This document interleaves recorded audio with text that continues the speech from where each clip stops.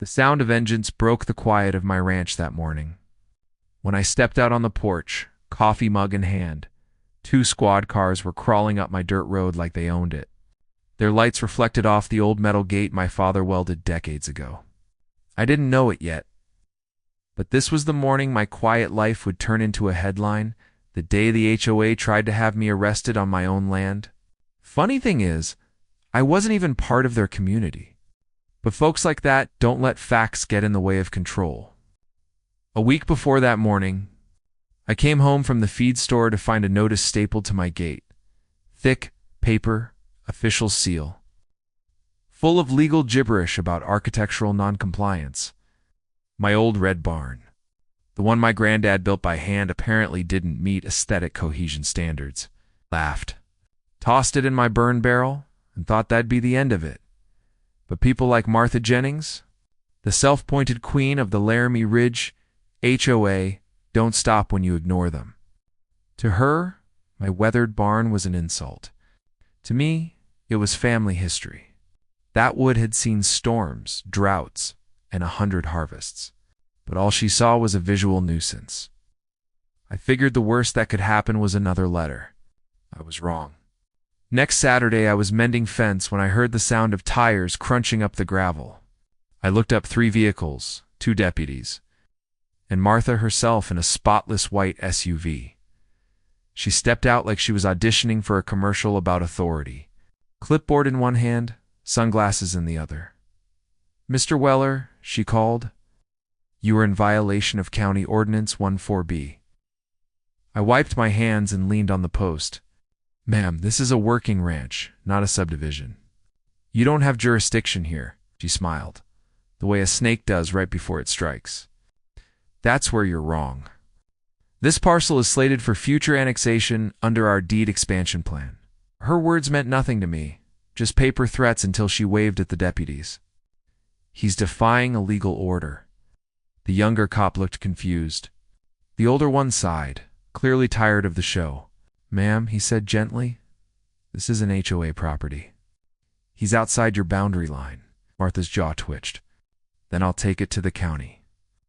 She left in a storm of gravel, and the peace of my land left with her.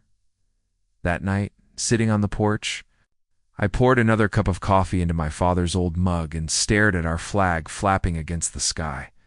My dad used to say, "There's 2 kinds of people in this world, the ones who build fences to protect, and the ones who build them to control." I didn't know yet how far she'd go to prove which kind she was. The next morning, my cattle were restless, water troughs bone dry. When I checked the line, I found the main valve chained shut with a brand new brass lock stamped LRA, her association's initials. My stomach turned cold.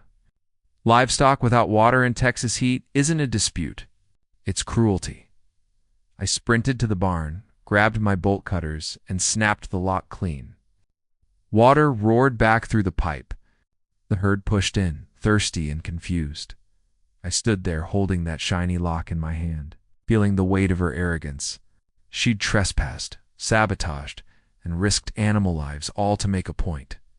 That night, I didn't sleep. I sat by the porch light with Duke, my old ranch dog, watching the fence line, waiting.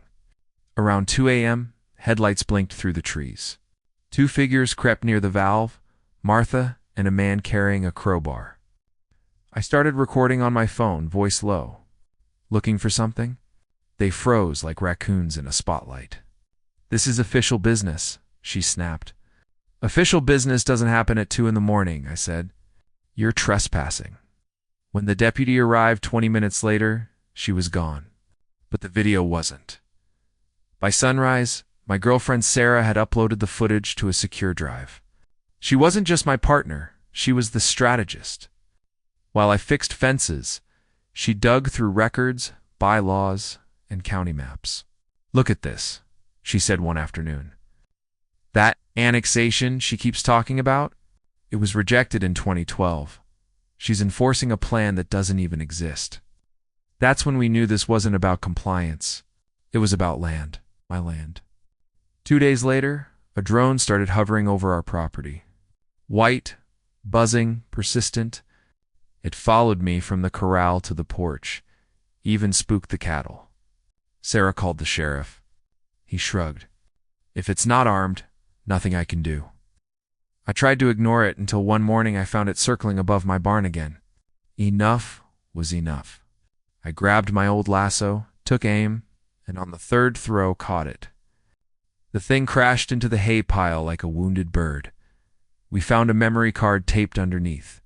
Inside, hours of footage from every house in the HOA, even private yards and living rooms. One file caught my breath, Martha's voice, clear as day. Planning to declare my property blighted and force a county foreclosure? We had her. But I didn't want revenge. I wanted justice. Sarah contacted an old county surveyor named Hank Brewer, a man who'd mapped this land before half the neighborhood existed. He came by with rolled-up blueprints and a thermos of black coffee. "See here," he said, pointing to Martha's forged map. "This benchmark didn't exist in 2005. That's modern GPS data." She faked the entire annexation map. We documented everything: photos, affidavits, timestamps. Hank signed a sworn statement, and we carried the whole file to the county office. The clerk nodded politely, then said the words that make every honest man grind his teeth. "You'll need to take this to court." Martha didn't have to win. She just had to make me tired. That night on the porch, Sarah looked at me over her mug. "We've been fighting on her rules," she said. "It's time to use ours. See, before I came back to ranching, I worked in software. Spent 2 decades building compliance systems, the kind HOAs use to manage dues and audits. Laramie Ridge used one of those systems. And deep inside, it was a feature I'd designed, an auditor's key that froze accounts during suspected fraud. So, I logged in with credentials I'd built years ago. Uploaded every file, the drone footage, Hank's affidavit, the fake survey, and triggered the audit. 1 click later, their accounts froze. No outgoing payments, no legal fees, no landscaping contracts. By morning, lawns went wild, trash piled up, and residents started asking hard questions. Sarah organized them online, showing where their money had gone, straight into lawsuits against people outside the HOA. Within days, they called a vote to recall Martha's board. When the ballots came in, she tried to run with them. Problem was, someone filmed that too. A week later, the state investigators showed up. Fraud, tampering, and misuse of funds. Martha was led away in cuffs, her perfect hair finally out of place. I stood by the porch, hand on my father's flag, feeling a kind of peace I hadn't known in months. The barn glowed red in the sunset, stubborn as ever. Neighbors who'd avoided me before came by with burgers, beers, even fence posts to help repair what the fight had broken.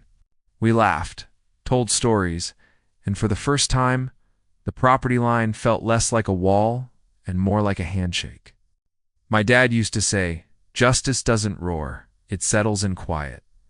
That night, it finally did. If you've ever been bullied by power dressed as paperwork, remember this.